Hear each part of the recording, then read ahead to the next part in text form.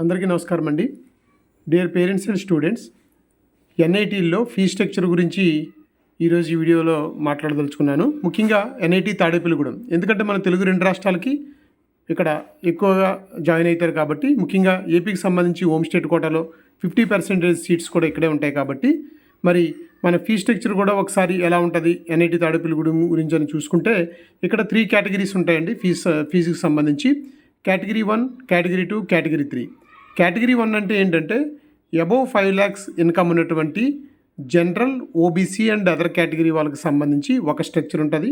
అలాగే 1 lakh to 5 lakh between income ఉన్నటువంటి వాళ్ళకి ఒక రకమైన ఫీ స్ట్రక్చర్ ఉంటుంది.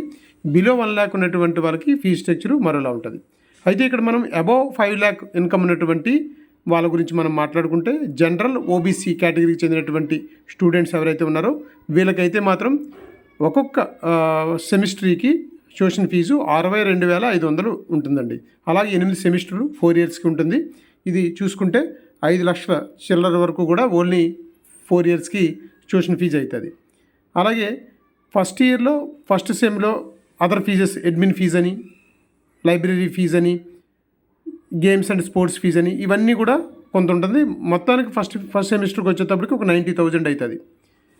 ఇది ఫస్ట్ కేటగిరీకి సంబంధించి. ఇంకా సెకండ్ కేటగిరీకి సంబంధించి మనం చూసుకుంటే 1 lakh to 5 lakh ఎవరికైతే ఇన్కమ్ ఉంటుందో వాళ్ళకి, జనరల్ అభ్యర్థులకి, ఓబీసీ కేటగిరీ వీళ్ళకి ఎవరికైతే ఉంటుందో వీళ్ళకి ఫీజులో, ట్యూషన్ ఫీజులో కన్సెషన్ ఉంటుందండి. కన్సెషన్ పోగా 20,833 రూపాయలు ప్రతి సెమిస్టర్కి కట్టాలి. అలాగా 8 సెమిస్టర్కి కట్టాలి.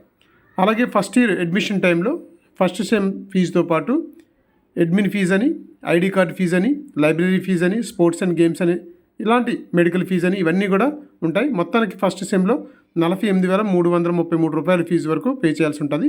తర్వాత సెకండ్ సెమ్కి మళ్ళీ ఓన్లీ ట్యూషన్ ఫీజే ఉంటుంది. మళ్ళీ థర్డ్ సెమ్ ఉంటుంది. అంటే థర్డ్ సెమ్ అంటే సెకండ్ ఇయర్, మళ్ళీ 5th సెమ్ అంటే థర్డ్ ఇయర్, 7th సెమ్ అంటే 4th ఇయర్. ఈ విధంగా అదర్ ఫీజెస్ ఉంటాయి. ట్యూషన్ ఫీజులో ఒకటే కన్సెషన్ ఉంటుంది. ఎవరికి? 1 lakh to 5 lakh మధ్య ఇన్కమ్ ఉన్నటువంటి స్టూడెంట్స్కి. వాళ్ళకి సంబంధించి జనరల్ అండ్ ఓబీసీ కేటగిరీ వాళ్ళైతే వాళ్ళు ఏం చేయాలి? ఇన్కమ్ సర్టిఫికేట్ అయితే ప్రూఫ్ సబ్మిట్ చేయాలి. మాకు 1 lakh ఉందని, లేకపోతే 2 lakh ఉంటే 2 lakh అని, 3 lakh ఉంటే 3 lakh అని ఇన్కమ్ సర్టిఫికేట్ సబ్మిట్ చేయాలి. అప్పుడే వాళ్ళు ట్యూషన్ ఫీజులో ఈ కన్సెషన్కి ఎలిజిబుల్ అవుతారు. ఇది సెకండ్ కేటగిరీకి సంబంధించినటువంటి ఫీజు స్ట్రక్చరు. ఇవి కాకుండా హాస్టల్ ఫీజు అనేది కామన్ అండి. ఫస్ట్ కేటగిరీ వాళ్ళకి కానీ, సెకండ్ కేటగిరీ వాళ్ళకి కానీ, థర్డ్ కేటగిరీ వాళ్ళకి కానీ హాస్టల్ ఫీజు అనేది కామన్.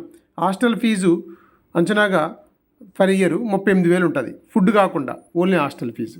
ఓకే అండి, ఇది హాస్టల్ ఫీజు సంబంధించి. ఇంకా last category below 1 lakh income ఉన్నటువంటి ఎస్సీ, ఎస్టీ, పీహెచ్ అంటే ఫిజికల్ హ్యాండిక్యాప్డ్ స్టూడెంట్స్కి. అలాగే ఇక్కడ 1 lakh బిలో ఉన్నటువంటి జనరల్, ఓబీసీ, ఈడబ్ల్యూఎస్ వాళ్ళకి కూడా 1 lakh బిలో ఉంటే ఇక్కడ tuition fee free. Tuition fee అనేది ఏమీ పే చేయాల్సిన అవసరం లేదు. ఇక్కడ నేను 2022-23 బేస్ చేసుకొని చెప్తున్నాను. ఇప్పుడు అలాగే ఉంటుందంటే అలాగే ఉంటుందండి. మహా అయితే కొంత అటు ఇటు చేంజ్ అయితే తప్ప పెద్ద ఫీజులో మార్పు అయితే రాదు. మహా అయితే వేలల్లోనే ఒక 5,000, 3,000లో డిఫరెన్స్ ఉండొచ్చు, కానీ పెద్ద చేంజెస్ అయితే లేవనే ఉంది మనకి. కాబట్టి ఇది 24-25, 25-26 కూడా ఈ ఫీజు స్ట్రక్చర్లో కొంత అటు ఇటు మార్పు ఉంటుంది, కానీ దగ్గరగానే ఉంటుంది. కాబట్టి 1 lakh బిలో మాకు ఇన్కమ్ ఉంది అని మాత్రం చెప్పాల్సింది ఓబీసీ, ఈడబ్ల్యూఎస్, జనరల్ వారు ఎవరైతే ఉన్నారో వీళ్ళు ఇన్కమ్ సర్టిఫికేట్ సబ్మిట్ చేయాలి. SC, ST and physical candidate వాళ్ళు ఎవరైతే ఉన్నారో వాళ్ళ క్యాస్ట్ సర్టిఫికేట్ సబ్మిట్ చేయాలి. ఇలా వాళ్ళు సబ్మిట్ చేయగలిగితే ట్యూషన్ ఫీజు 100% వాళ్ళకి ఫ్రీ ఉంటుంది. వాళ్ళకి ఇంకా ట్యూషన్ ఫీజు ఏది పే చేయాల్సిన అవసరం లేదు. అంటే 5 లక్షల రూపాయలు 4 yearsకి మిగులుతుంది అనమాట.